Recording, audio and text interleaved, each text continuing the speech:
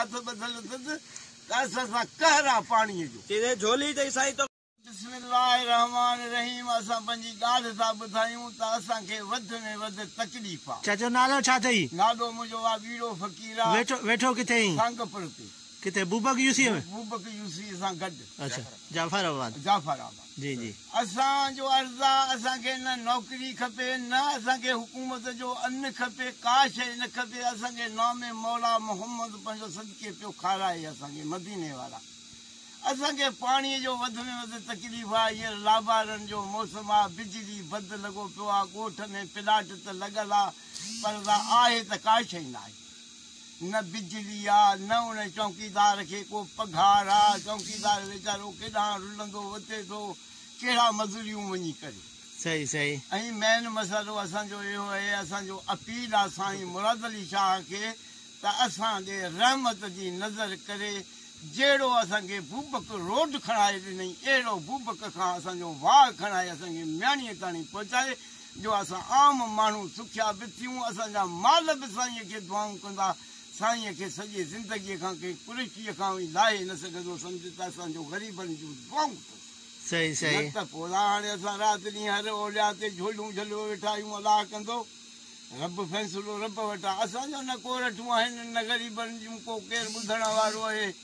अचानक इहो नेट ते भरियोसीं इहो बि रब जे तरफ़ां। साईं खे हाणे माना ख़ासि अपील कहिड़ी कंदे? साईं खे इहो अपील आहे असांखे हिकिड़ो ॿई पासा हिकिड़ो सिपला वॾो पंपनि सां हाणे वेंदे म्याणीअ ताणी हणी साईं हाणे भला स्कीम हिकिड़ी बूबक जे लाइ मंज़ूर कराई उन जे लाइ छा चवंदोसि कमु कराए या बसि उनखे उते ई बीहारे? बाबा इहे स्कीमनि ते हिते हिकिड़ो पियो आहे ठाठो उन कुझु छा कयो आहे गुड त न राति ॾींहुं असांजा केराए छॾियऊं।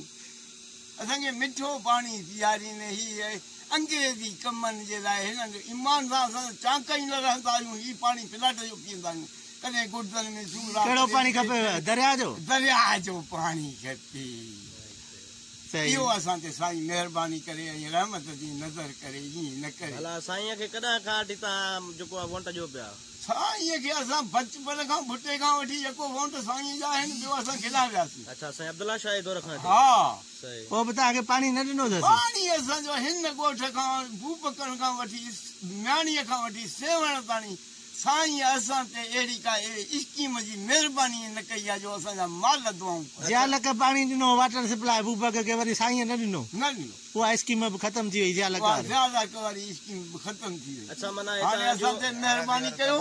हे तव्हांजो माना 7 पीढ़ियूं गुज़री वियूं साईं मुराद शाह जे पोयां ऐं साईं अब्दुल्ला शाह जे पोयां पाणी न मिलियो आहे तव्हांखे? अच्छा पोइ पैगाम ॾियो न साईं मुराद शाह साहब खे सलीम बाजारीअ खे। हाणे रब करे असांजो माना ही दाद मंज़ूर करे को हाणे कढी हथ ॿधी चओ साईं मुराद शाह खे। साईं खे हीअ असांजा हथ झोली पाटनि सां ओहे ठुठुनि सां ताईं असांजा हथ ॿधल अथसि त असां सां कहरा पाणीअ जो झोली ते साईं तो भरिजे पियो।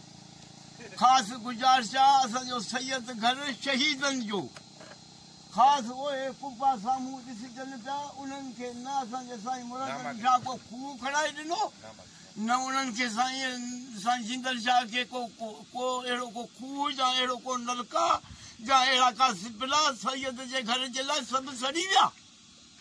महिरबानी करे असांजो वध में वधि असांजो ख़्यालु अथई त असांजे मुर्शिद जो ख़्यालु कजो। बाक़ी ॿियो सभु ख़ैर आहे साईं हाणे रहमत जी नज़र कजो मुराद अली शाह महिरबानी।